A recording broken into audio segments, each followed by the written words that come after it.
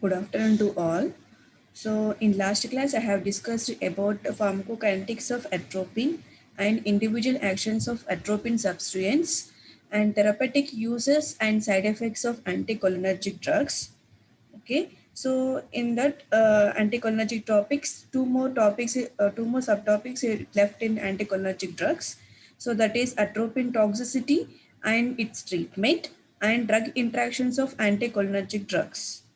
Okay, and first I will discuss these two topics, that is atropine poisoning and its treatment and drug interactions of anticholinergic drugs. Okay, afterwards I will discuss the new topic, that is anti-Parkinson drugs. Okay, so first thing is atropine toxicity. So what is atropine toxicity? The high doses of atropine, it causes the toxicity. Okay, so atropine, it is normally block the actions of what acetylcholine. Okay, and why? Because this atropine, it is block the what kind of receptors? That is M3 receptors. So that M3 receptors which are present in smooth muscles and glands also. Okay, so atropine, it is decreases the what glandular secretions. Okay, the gastric gland, the GIT secretions is also reduced, and what the sweat gland secretions is also reduced by atropine. Okay, so the sweat gland secretions is the production of sweat is decreases. Okay, there is a decrease in the production of sweat, so that's why it may lead to what? Hyperpyrexia. Hyperpyrexia means the body temperature, it will be increases. Okay, and the skin becomes very hard. Okay, the body temperature, it will be increases, and the skin color, it becomes to red as a beetroot. Okay, so why? Because this atropine, the higher doses of this atropine, it causes the what? Cutaneous vasodilation. Okay, so that's why the skin color, it becomes to red as a beetroot. Okay, and the skin, it becomes dry as a bone. Okay, so why? Because there is a decrease in the production of sweat.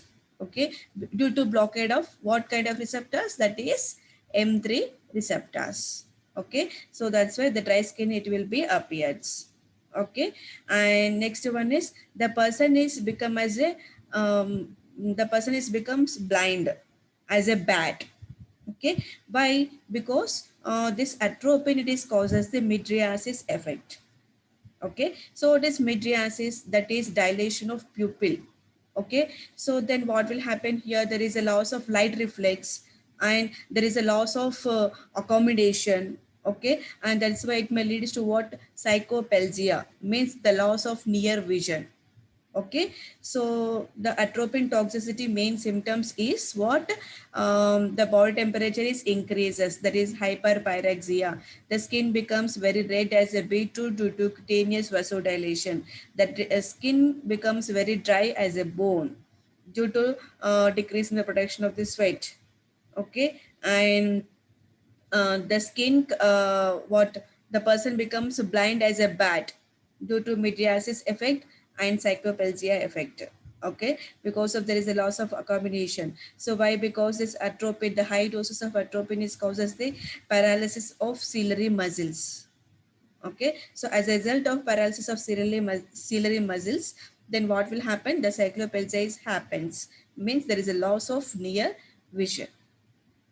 Okay, and what is the treatment of this atropine poisoning? Nothing but belladonna poisoning. So the first foremost treatment, it is gastric lavage. Means what? It is a one kind of gastrointestinal decontamination technique. Okay, nothing but the gastric lavage is nothing but it is a stomach wash. Okay, so this kind of stomach wash, it should be done with what? Tannic acid. Okay, and then the second one is the patient should be kept in a dark and white room.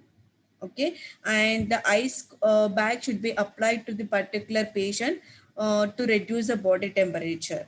Okay, and the drug treatment is also required for the treatment of belladonna poisoning, that is physostigmine. The dose of this physostigmine is 1 to 3 mg. Okay, the route of administration of this physostigmine, it is subcutaneous route or intravenous route. So this physostigmine, it is antagonist the both central effects and peripheral effects. And why? Because why physostigmine it is used? First, what is the category of physostigmine? That is anticholinesterase. Okay, so in normally in belladonna poisoning, what will happen in belladonna poisoning? Here. What acetylcholine action, it will be blocked, okay, due to blockade of muscarinic receptors. Okay, so here physostigmine is potentiates the actions of what? Acetylcholine. Okay, so this physostigmine is potentiates the actions of acetylcholine. Okay, that's why physostigmine is used for the treatment of belladonna poisoning. In belladonna poisoning, the total acetylcholine actions, it will be suppressed. Okay, so this physostigmine is potentiates the actions of acetylcholine. Okay, because of this physostigmine drug is inhibit the one enzyme, that is acetylcholinesterase enzyme. Okay, acetylcholinesterase enzyme. Actually, what is the purpose of this acetylcholinesterase enzyme? This acetylcholinesterase enzyme is it is required for the breakdown of acetylcholine, actually. Okay, so this physostigmine is inhibit the acetylcholinesterase enzyme. So nothing but what the physostigmine is inhibit the breakdown of what? Acetylcholine. So nothing but the physostigmine, it is potentiates the action of what? Acetylcholine. Okay, and another drug treatment for the belladonna poisoning is diazepam. Okay, so because at the high doses of this belladonna, then what will happen? Convulsions. Okay, finally coma is also occurs at the high doses of this atropine. Okay, so here the diazepam drug is used to control the convulsions. Okay, so this is the drug treatment, that is physostigmine and diazepam. Okay, the first and foremost treatment method is gastric lavage. Means it is one kind of stomach wash. Okay, it is one kind of gastrointestinal decontamination technique. It should be done with what? Tannic acid.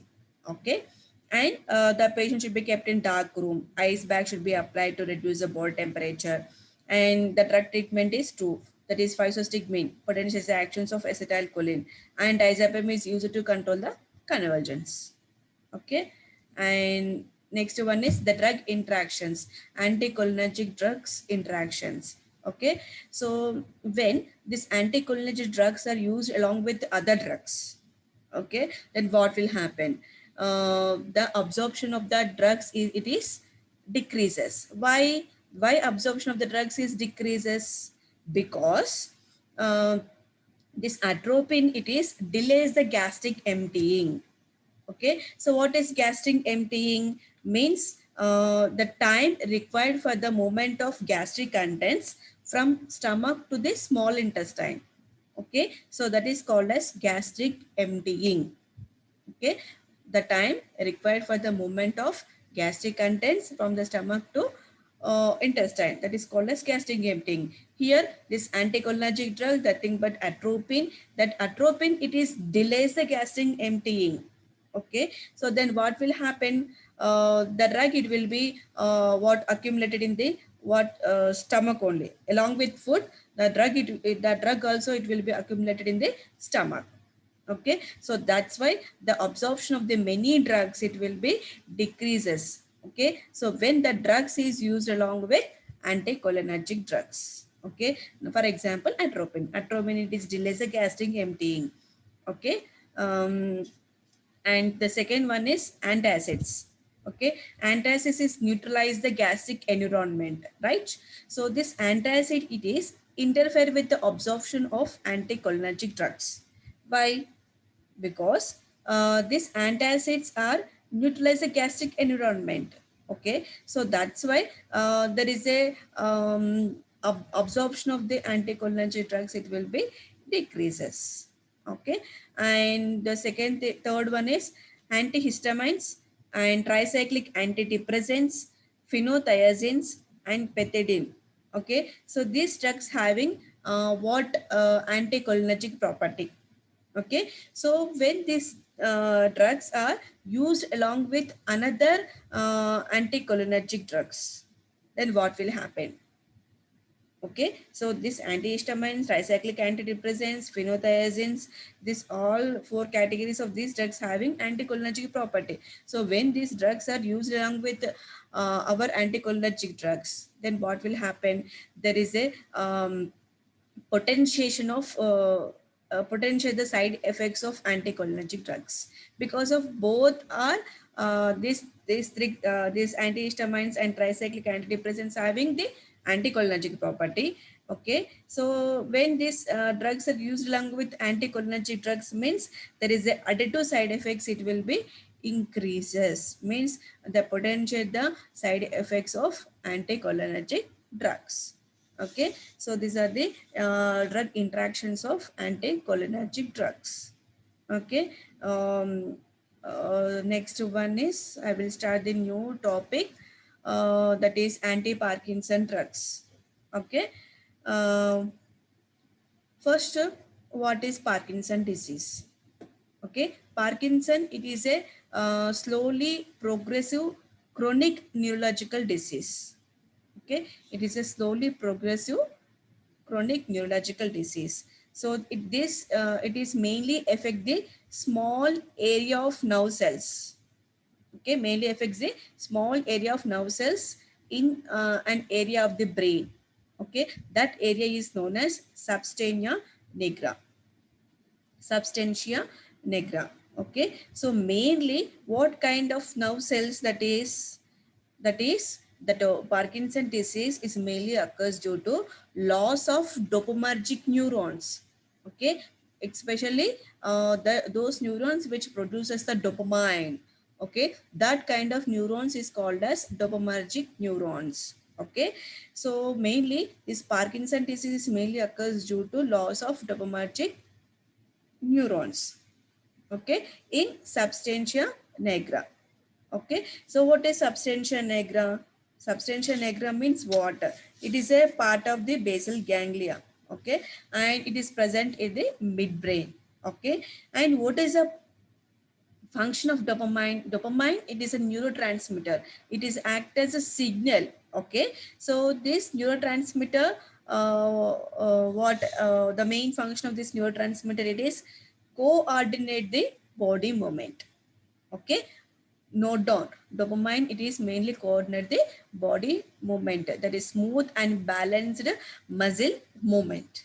Okay, and here, the Parkinson disease is a long-term disorder of the central nervous system, and it is mainly affect the motor system.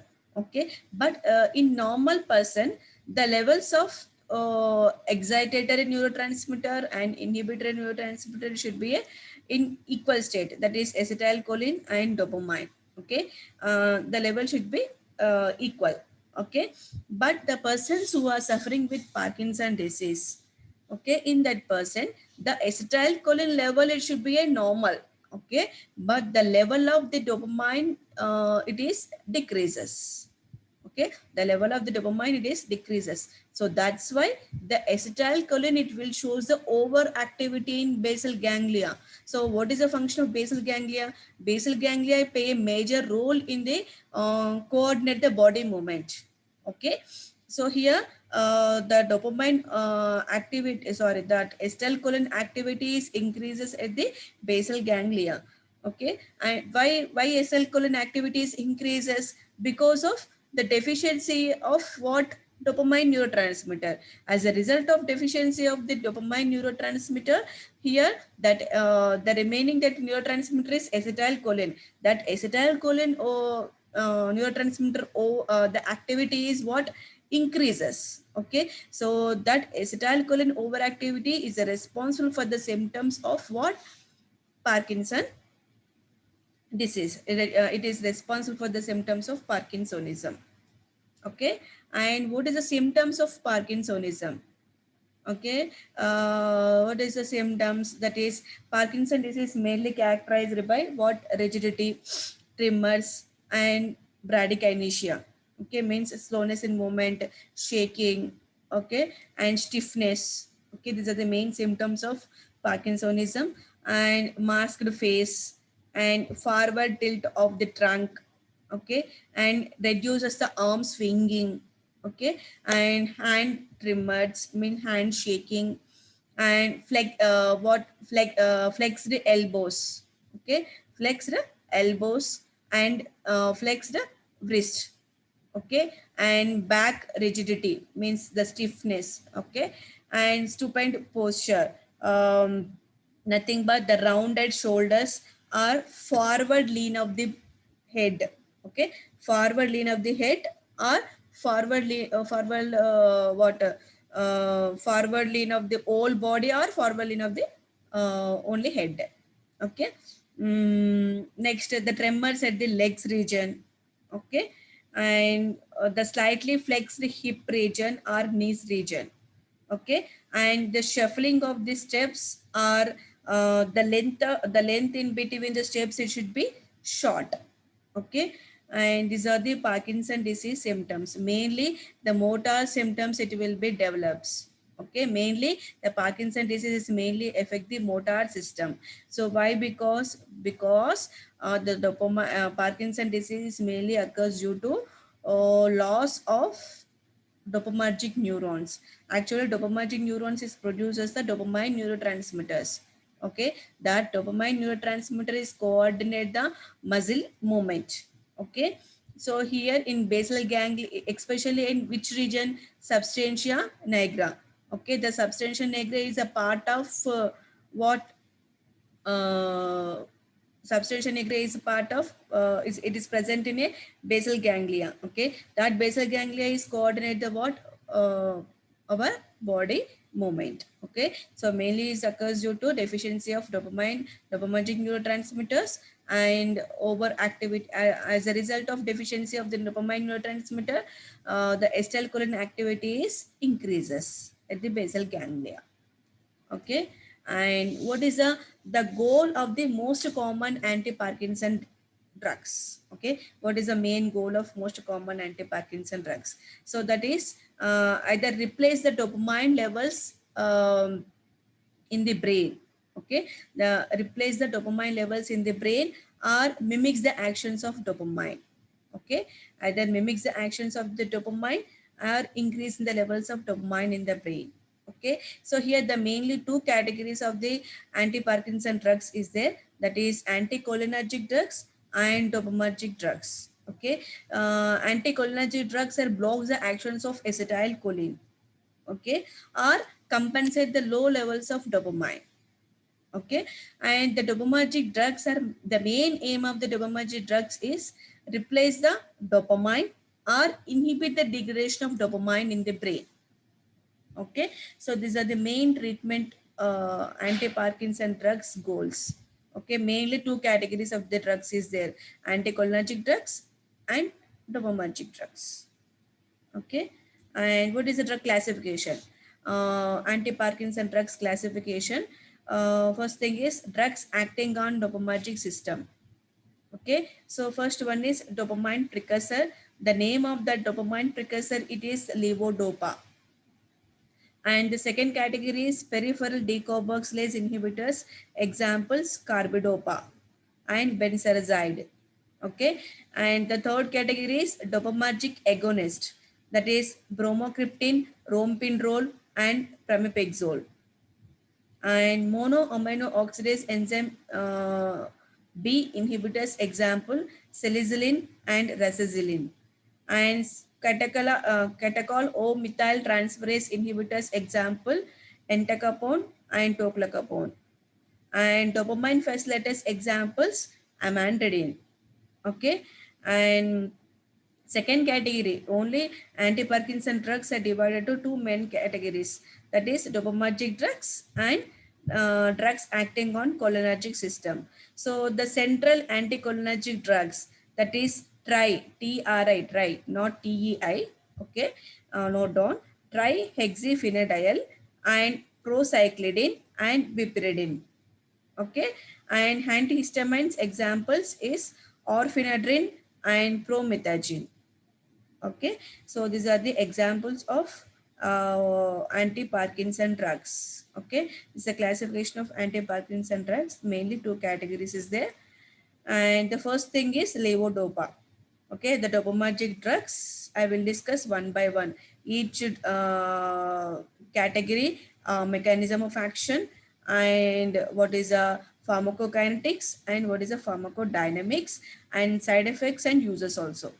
Okay, and first category, dopaminergic, in dopaminergic system, the first category is dopamine precursor. The dopamine precursor example, it is levodopa.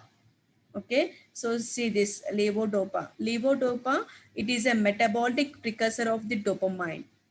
Okay, it is a what? Metabolic precursor of dopamine, and it is inactive by itself. Okay. Why it is inactive by itself? Because the 95% of this levodopa, okay, when this levodopa is taken by oral route, okay, then the 95% of this oral dose, it will be decarboxylated in peripheral tissues. So the decarboxylation of levodopa is occurs in peripheral tissue with the help of decarboxylase enzyme. Okay, with the help of decarboxylase enzyme, what will happen? The levodopa, it will be degraded in the peripheral tissues. So what is that peripheral tissues? That is gut and liver. Okay. Then what, the remaining sorry, it is decarboxylated in peripheral tissues. So after decarboxylation, it can convert it as a dopamine. Okay. Only 5 to 1 to 2% or 1 to 3% of this drug, 1 to 3% of this levodopa, it can cross as the blood-brain barrier. Okay. So that's why this levodopa is always used along with peripheral decarboxylase inhibitors. Why? Because this peripheral decarboxylase inhibitors examples is carbidopa and benserazide. Okay, so these drugs are inhibit the what enzyme? Peripheral decarboxylase enzyme. So as a result of inhibition of this enzyme, there is a inhibit the decarboxylation of levodopa in peripheral tissues. Then what will happen? The more content of this levodopa, it can easily crosses the blood-brain barrier. Okay, so that's why the levodopa is always used along with peripheral decarboxylase inhibitors. Okay, what is the mechanism of action of levodopa? Okay, see this one is peripheral side, this one is central side. So in when levodopa is taken by oral route, L-dopa is nothing but levodopa. So the levodopa, it get 95% of levodopa, it can convert it as dopamine with the help of what? Peripheral dopa decarboxylase enzyme. Okay, so this dopamine, it is activate the two things. Okay, it will act on heart and it will act on CTZ. Okay, first, dopamine, it is activate the CTZ. What is CTZ? CTZ is nothing but chemo triggered zone. Okay, chemo trigger zone means what? It is a vomiting center. Okay, so this vomiting center is present in medulla oblongata. Okay, so this chemo trigger zone is present outside of the blood-brain barrier. Okay, not in inside, it is present outside of the blood-brain barrier. So that's why this dopamine, it is activates the chemo trigger zone. Okay, so this chemo trigger zone consists of D2 receptors. So the D2 receptors is, it is activated by dopamine. Then as a result of activation of this as a result of binding of dopamine with the D2 receptors in chemo triggered zone, then what will happen? The person may affected with nausea and vomiting. Okay, and next one is dopamine. The dopamine, it is also act on heart. Okay, in peripheral region. Okay, so it is what is the action of dopamine in on heart?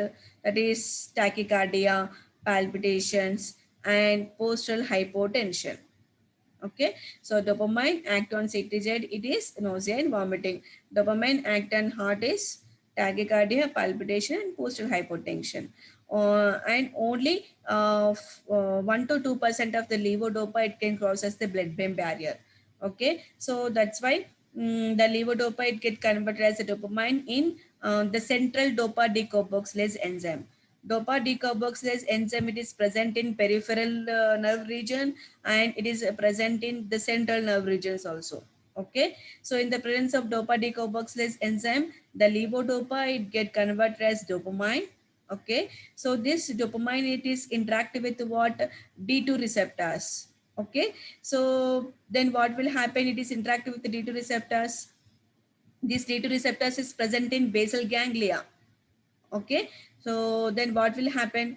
D2 receptors it is also present in basal ganglia, means the basal ganglia is consist of what? Substantia nigra. So mainly this Parkinson disease occurs due to loss of dopaminergic neuron, especially at the substantia nigra. Okay, so here this dopamine it is interacting with the dopamine receptors in basal ganglia. Then what will happen? It relieves the symptoms of Parkinsonism. Okay, here mainly that's why what is the mechanism of levodopa in central region, in peripheral region. Okay, in central region, in peripheral region, in both region it get converted as dopamine. Okay, but when levodopa it is used alone means, okay, when it is used alone means 95% of this drug is it is decarboxylated in the peripheral region only, means it is converted as dopamine in the peripheral region. Okay, so this dopamine it is does not crosses the blood brain barrier, only levodopa it crosses the blood brain barrier. Okay, so this dopamine it is activate the CTZ, but the CTZ is present outside the blood brain barrier. Okay, so that's why what this levodopa it is not used along with what it is sorry, it is not used alone. Okay, because if it is used alone means 95% of the drug it will decarboxylated in peripheral tissues. Okay, and that's why this levodopa it is always used along with peripheral dopa decarboxylase inhibitors. So peripheral decarboxylase inhibitors examples: carbidopa, benzerazide. So when levodopa it is used along with the peripheral decarboxylase enzyme inhibitors, then what will happen? The more amount of levodopa it will enter into the blood-brain barrier. Okay, so the more amount of levodopa is enter into the blood-brain barrier means what will happen? The more levodopa is available in brain regions means it get converted as dopamine. Okay, with the help of this enzyme, dopa decarboxylase. Then dopamine it is dopaminergic activities increases at the basal ganglia. So nothing but it is used to relieve the symptoms of Parkinsonism. Okay, and this one is mechanism of action of levodopa. And this levodopa it is usually combined with the carbidopa. Okay, so why what is the benefits? Okay, because of carbidopa inhibit the peripheral decarboxylation of levodopa. So then what will happen? The more levodopa it can reaches the brain. So there are three main advantages is there. That is less dose of levodopa is required. So when this peripheral decarboxylase and levodopa, when it is used, uh, uh, the combination of these two drugs, what levodopa and peripheral decarboxylase enzyme inhibitors, there are three advantages is there. So that is the less dose of levodopa is required, and it shows a more effect of levodopa, and the off life of the levodopa it is increases, and the less side effects of levodopa is occurs at the peripheral region. Okay, so why the levodopa side effects is what there is a production of less side effects of levodopa in peripheral region. Why? Because the more amount of levodopa it crosses the blood brain barrier when it is used along with peripheral decarboxylase inhibitors. So that's why the availability of levodopa in the in peripheral region is decreases. Okay, in case if it is used along with what peripheral decarboxylase enzyme inhibitors. Okay, these are the three main advantages. Okay, side effects of this levodopa is decreases the peripheral region. The half-life is also increases, and the dose of levodopa is reduced, and the effects of levodopa is increases. Okay, and what is the pharmacokinetics of levodopa? Okay, so the drug should be taken by oral route by active transport mechanism. Okay, and the absorption of this levodopa, it is decreases in the presence of food, especially what amino acid containing food. Okay, so that's why the drug should be administered on the empty stomach. Note down, the levodopa is always administered on the empty stomach. And one more thing is, always levodopa is used along with peripheral decarboxylase enzyme inhibitors, that is carbidopa and benserazide. Okay, and the availability of this levodopa, bioavailability, not availability, the bioavailability of this drug, it is affected by food. Okay, what kind of food? Amino acid containing food. Why? Because that amino acid and the levodopa, it is use the same carrier. Okay, so use the same carrier, sorry, same carrier, nothing but the same transporter. Okay, so the same transporter is it is required for the crossing of this drug and amino acids across the intestinal wall. Okay, so both that amino acid and levodopa, both are uses the same transporters. Okay, so that transporters purpose is to cross the what intestinal wall. Purpose of crossing the intestinal wall is for absorption purpose. Okay, so that's why the drug should be given 30 to 60 minutes before the meal. Okay, and we have to avoid the what somewhat amino acid containing food also. Okay, and the drug should be given before the before meal. Okay, minimum the time period is the gap between the drug intake and meal is 30 to 60 minutes. Okay, and distribution, the levodopa, it can cross as a blood brain barrier. Okay, so that's why it is reached to the brain region. Okay, and the T of levodopa, it is the half life of the levodopa is 1 to 2 hours. Okay, and what is the metabolism of levodopa? Okay, so the levodopa, it is highly it undergoes the high first pass metabolism in GI mucosa and liver. Okay, so the levodopa, it will metabolize in peripheral region or brain region. Okay, so here what is the peripheral part? Okay, the metabolic pathway of dopamine in peripheral region. So the levodopa, with the help of COMT, means catechol O methyl transferase. So with the help of this enzyme, it is converted as 3-OMD, means 3-O methyl dopa. Okay. Next, with the help of peripheral decarboxylase enzyme, the levodopa, it can convert as dopamine. Okay, so this one is metabolic pathway in peripheral region.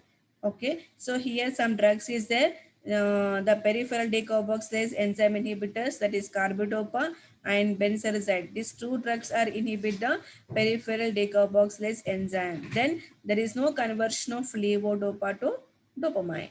Okay, and here the COMT inhibitors, catechol O methyl transferase enzyme inhibitors, that is entacapone and tocilacapone.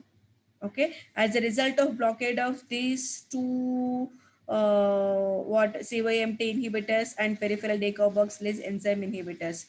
Okay, so as a result of blockade of this these two enzymes, CYMT and peripheral decarboxylase enzyme inhibitors, so then what will happen? The the more levodopa it can crosses the blood-brain barrier. Okay, then it will enter into the brain. Okay, so in brain region also the same enzymes is required for the metabolism of this levodopa. So with the help of dopa decarboxylase enzyme, it converts as dopamine, and with the help of COMT, it can convert as with uh, methyl dopa. Okay, and with the help of COMT, it can convert as 3MT, means 3-methoxythyramine. And with the help of monoamino oxidase enzyme B, it converts as DOPAC, DOPAC, means what? That is 3,4 dihydroxy acetic acid. That is called as DOPAC. Okay, and with the help of COMT, the DOPAC it converted as HVA. So HVA means homovanillic acid. Okay, the end product of the end metabolic product of levodopa.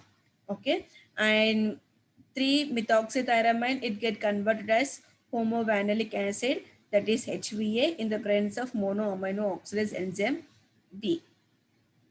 Okay, so here the COMT inhibitors and monoamino oxidase enzyme B inhibitors are inhibit the metabolic pathway of levodopa. So inhibit the metabolic pathway of levodopa means what? Sorry, inhibit the metabolic pathway of dopamine, not levodopa. Okay, so then what will happen? The dopamine concentration within the brain it is increases as a result of blockade of CYMT and monoamino oxidase enzyme B enzyme. Then there is no further metabolic pathway of dopamine. Okay, the levodopa it can convert as dopamine. So the dopamine concentration within the basal ganglia it is increases. Okay, so as a result of increasing the concentration of dopamine in the brain, the slowly the Parkinson symptoms it will be reduced. Okay, the drug it should be taken by sorry, the drug it can be excreted through what?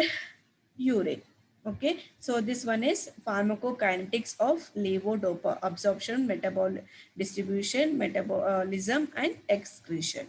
Okay, and here some things you have to some levodopa things, that is what, the drug always should be used along with the peripheral decarboxylase enzyme inhibitors. Okay, note down this main key points, levodopa key points. Always a levodopa is used along with peripheral decarboxylase inhibitors. Why? Because potentiate the effects of levodopa, and then more levodopa it can crosses the blood-brain barrier. Okay, and the drug should be administered on empty stomach because of that amino acid, and that drug should be utilizes the same transporter to cross the intestinal wall. Okay, purpose of crossing of the intestinal wall is what? More absorption purpose. Okay, and these are the main key points, and these are three main advantages. Okay, so in next class I will discuss about pharmacodynamics of levodopa. Okay, pharmacodynamics of levodopa and side effects and uses of levodopa, and I will discuss the remaining drugs mechanism of action and kinetics and uses of the remaining anti-Parkinson drugs. Okay, thank you.